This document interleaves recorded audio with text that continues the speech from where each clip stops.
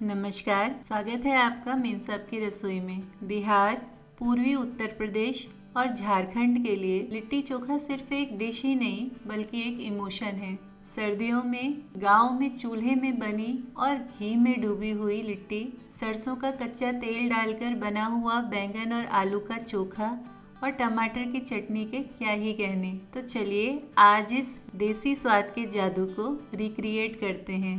आज हम लिट्टी चोखा और उसके साथ 2 चटनियाँ बनाएंगे। सबसे पहले हम लिट्टी के लिए आटा गूंथ लेते हैं। इसके लिए मैं यहाँ 3 कटोरी गेहूं का आटा ले रही हूँ और इसमें 1 छोटी चम्मच नमक डाल रही हूँ। अब हमें इसमें 1 बड़ा चम्मच घी ऐड कर लेना है और फिर घी को अच्छी तरह से आटे में मिक्स कर लेना है और अब आवश्यकता अनुसार पानी डालते हुए आटा गूंथ लेना है। इसे हमें बहुत सॉफ्ट नहीं करना है और ना ही पूरी के डो की तरह टाइट रखना है। इसे बस इस तरह से गूंथना है कि हाथ में चिपके ना। तो यहाँ मैंने आटा गूंथ लिया है। इसे अब मैं दूसरे बोल में रखकर इस पर घी की एक लेयर लगाकर इसे ढककर रख दूंगी और अब हम इसके लिए फिलिंग बनाकर तैयार कर लेंगे। इसके लिए मैं एक मिक्सिंग बोल में 3 बड़े चम्मच चने का सत्तू ले रही हूँ। ये भुने हुए चने का पाउडर होता है। ये आपको किसी भी फ्लोर फैक्ट्री या ग्रोसरी स्टोर में आसानी से मिल जाएगा। अब मैं इसमें बारीक कटा हुआ हरा धनिया डाल रही हूँ और साथ ही मैंने यहाँ पर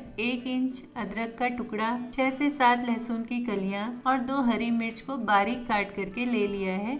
तो अब इसे भी मैं इस बोल में ऐड कर लूंगी और एक मीडियम साइज के प्याज को बारीक काट कर इसमें डाल लूंगी। अब इसमें हम 1 छोटी चम्मच नमक, 1/4 छोटी चम्मच हल्दी, आधा चम्मच धनिया पाउडर, आधा चम्मच अजवाइन, आधा चम्मच भुना हुआ जीरा पाउडर, आधा चम्मच अमचूर पाउडर और 1 चम्मच सरसों का तेल मिला लेंगे। अब हम इसमें आधा नींबू का रस डालकर अच्छी तरह से मिक्स कर लेंगे।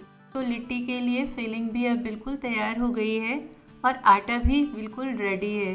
तो चलिए अब इनकी लिट्टी बनाकर तैयार कर लेते हैं। हम यहाँ स्टफ्ड और प्लेन दोनों ही तरह की लिट्टियाँ बनाएंगे। तो जिस भी साइज की आपको लिट्टी पसंद है उसके हिसाब से आटे की एक लोई ले लें और इसे इस तरह से हथेलियों के बीच घुमाते हुए लिट्टी बना लें। इसमें बिल्कुल भी क्रैक्स नहीं रहने चाहिए। हम इसे इस तरह से हथेलियों पर स्ट्रेच करते हुए इसे फोल्ड करेंगे जिससे कि ये बिल्कुल चिकनी हो जाएंगी और इनमें किसी तरीके के क्रैक्स नहीं रहेंगे। देखिए बिना किसी दरार के बिल्कुल चिकनी लिट्टी रेडी है। अब इसी तरह से मैं सभी प्लेन लिट्टियों को तैयार कर लूँगी। तो ये लिट्टियाँ अब तैयार हैं। अब इन्हें हम सेक लेते हैं। इन्हें सेकने के लिए मैं यहाँ गैस पर एक भारी तले की कढ़ाई रख रही हूँ और इसमें मैं थोड़ा सा ऑयल लगा रही हूँ ताकि लिट्टी जले ना। अब इन लिट्टियों को मैं इस कढ़ाई में सेट कर लूँगी और फिर इनके ऊपर हल्का सा घी लगाकर इन्हें ढककर बिल्कुल लो फ्लेम पर 5 से 7 मिनट के लिए सेक लूंगी। तब तक हम स्टफ्ड लिट्टी भी रेडी कर लेते हैं। इसे भी मैं प्लेन लिट्टी के साइज के बराबर ही बना रही हूँ, लेकिन लोई मैं थोड़ी सी छोटी लूंगी क्योंकि सत्तू भरने के बाद इनका साइज थोड़ा बड़ा हो जाएगा। तो एक लोई लेकर हम इसकी इस तरह से एक कटोरी सी बना लेंगे और फिर इसमें सत्तू की स्टफिंग भरकर इसे इस तरह से कवर करके लिट्टी बना लेंगे। यहाँ फिर हमें ध्यान रखना है कि इनमें किसी तरह की दरारें ना रहें। तो यहाँ सभी लिट्टी रेडी हैं। अब हमने जो प्लेन लिट्टी सेकने के लिए रखी थी उन्हें चेक कर लेते हैं। तो देखिए ये एक तरफ से अच्छी तरह से सिक गई है, तो इन्हें हम पलटकर दूसरी तरफ से भी सेक लेंगे। 5-7 मिनट में हम ढक्कन हटाकर देख लेते हैं। ये लिट्टियाँ दोनों तरफ से बहुत अच्छी तरह से सिक गई हैं। अब इन्हें हम इस तरह से साइडों से भी 3-4 मिनट तक पका लेंगे। देखिए अब हमारे पास वो मिट्टी वाला चूल्हा तो है नहीं, इसलिए हम लिट्टियों को गैस स्टोव पर ही डायरेक्ट फ्लेम पर कुछ इस तरह से चिमटे की मदद से सेक लेंगे ताकि इनकी जो आउटर लेयर है उसमें एक अच्छा सा कलर आ जाए। अब यहाँ मैंने एक बोल में घी ले रखा है, तो ये लिट्टी को हम सेक कर इस घी में इस तरह से डुबाकर निकाल लेंगे। तो यहाँ हमारी प्लेन लिट्टियाँ बिल्कुल तैयार हैं। ठीक इसी तरह से हम अपनी स्टफ्ड लिट्टियों को भी सेक लेंगे। कढ़ाई में इनके सिक जाने के बाद इन्हें गैस पर सेक कर इस तरह से घी में डिप कर लेंगे। तो यहाँ हमारी दोनों तरह की लिट्टियाँ पूरी तरह से तैयार हैं। अब हम चोखे की तैयारी कर लेते हैं। तो इसके लिए मैंने ये भरते वाला बड़ा बैगन ले लिया है। इस पर मैं इस तरह से कट लगाकर इसे चेक कर लूँगी कि इसमें कीड़े ना हो।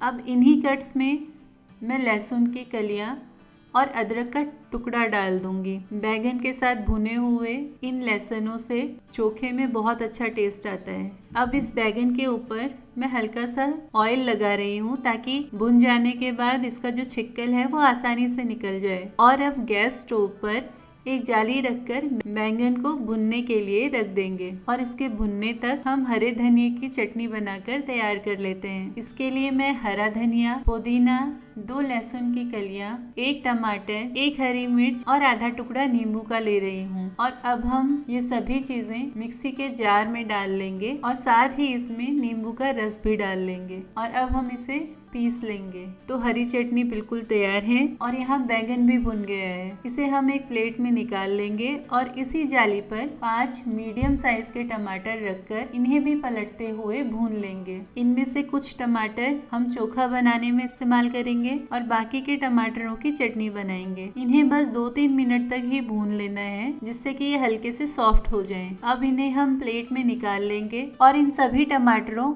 और साथ ही बैंगन के छिलके को उतार लेंगे। अब हमने जो लहसुन और अदरक बैंगन में डालकर भून लिए थे उनको भी हम बैंगन से निकाल लेंगे और इसके साथ ही हम बैंगन और टमाटर भी रख लेंगे। तो अब हम पहले टमाटर की चटनी बना लेते हैं।